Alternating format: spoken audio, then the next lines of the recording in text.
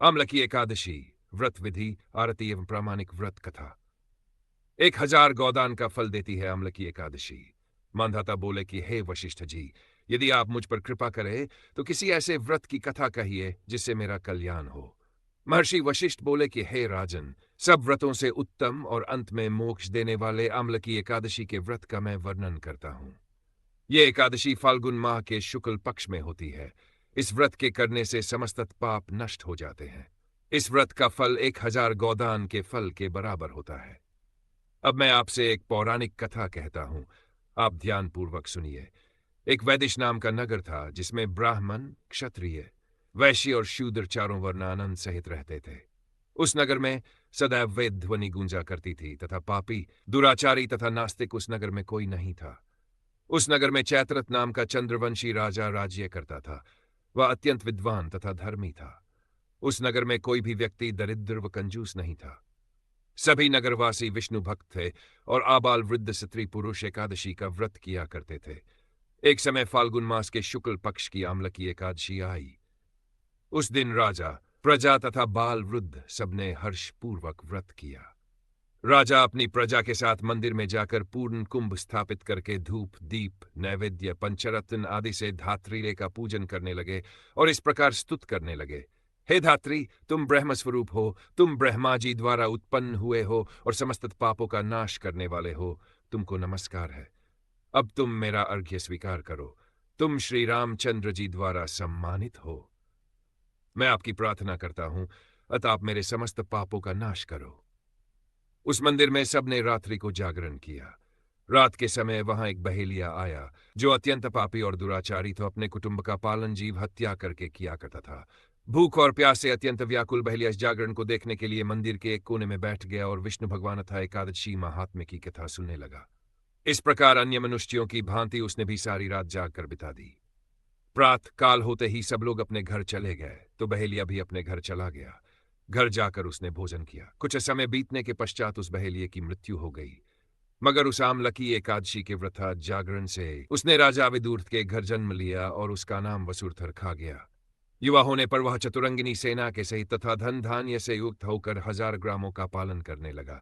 वह तेज में सूर्य के समान, कांति में चंद्रमा के समान, वीरता में भगवान विष्णु के समान और क्षमा में पृथ्वी के समान था।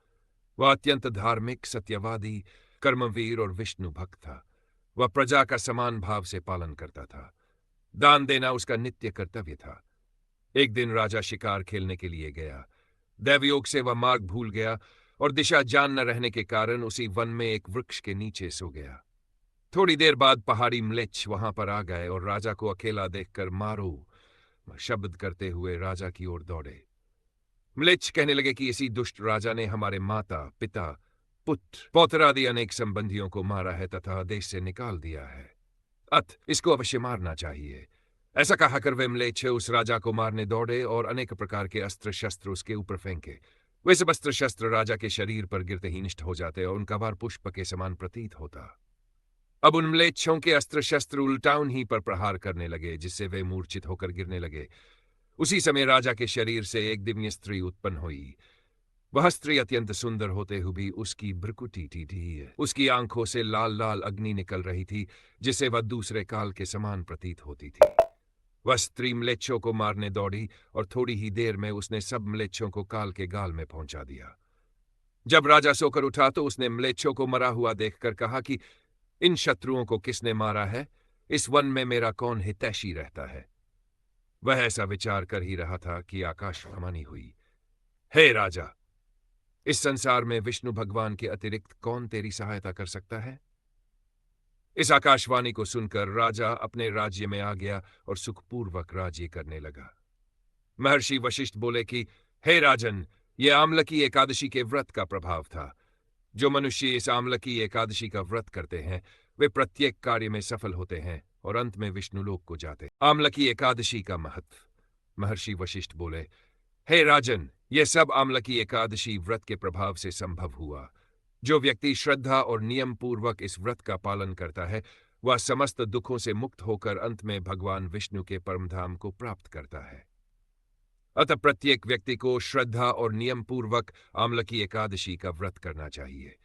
इस व्रत के प्रभाव से समस्त पापों का नाश होता है, जीवन में सुख समृद्धि आती है और अंततः मोक्ष की प्राप्ति होती है। श्री हरि की जय हो। यदि आपको ये कथा अच्छी लगी हो तो कृपया इसे लाइक करें, शेयर करें और कमेंट में हमें बताएं कि ये कहानी आपको कैसी लगी। साथ ही हमारे चैनल को सब्सक्राइब करना न भूलें ताकि आपको ऐसी ही और भी आध्यात्मिक कथाएं मिलती रहें।